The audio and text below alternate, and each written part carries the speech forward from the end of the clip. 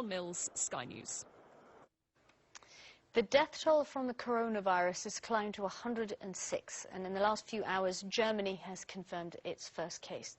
The US has advised against all but essential travel to any part of China, and authorities there have postponed the end of this week's Chinese New Year holiday in an effort to contain the outbreak by keeping people at home. Now, the center of the outbreak, Wuhan, remains on lockdown, but a senior government official did visit it on Monday. Here's our China correspondent, Tom Cheshire. Better late than never. China's leadership has stayed away from Ground Zero since the outbreak began, something that hadn't gone unnoticed by an unimpressed public. So, here was Li Kэcyana, China's premier and the country's second highest official after President Xi Jinping. State media was making up for lost time, faithfully documenting Mr. Li's extensive well-wishing tour. Here, where hospitals are being constructed in double time, and at the supermarket. The woman packing her bags, apparently obliviously, is a nice homespun touch. You don't get this close to a top official, especially in view of a camera, without careful choreography.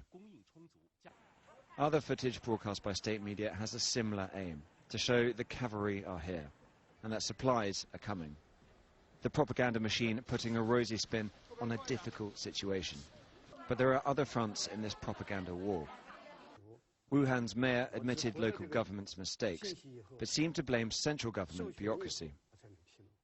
As a local official, I could only disclose the information after being authorized. A lot of people didn't understand this. While officials busy themselves shaping the narrative, the situation in Wuhan is still desperate. 9 million people effectively quarantined in what is now a ghost town, as the number of coronavirus cases and deaths continue to rise.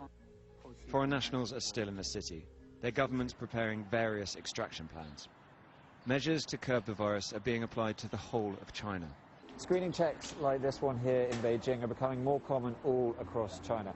The worry, though, is that people might be able to transmit this disease before they have symptoms, meaning a lot of this would be useless. Authorities are keeping a close eye on public transport in particular. We passed these temperature checks. Controls like this, with transport staff in full biohazard suits, would have seemed extraordinary only this time last week. They are already part of normal life in the epidemic. Tom Cheshire, Sky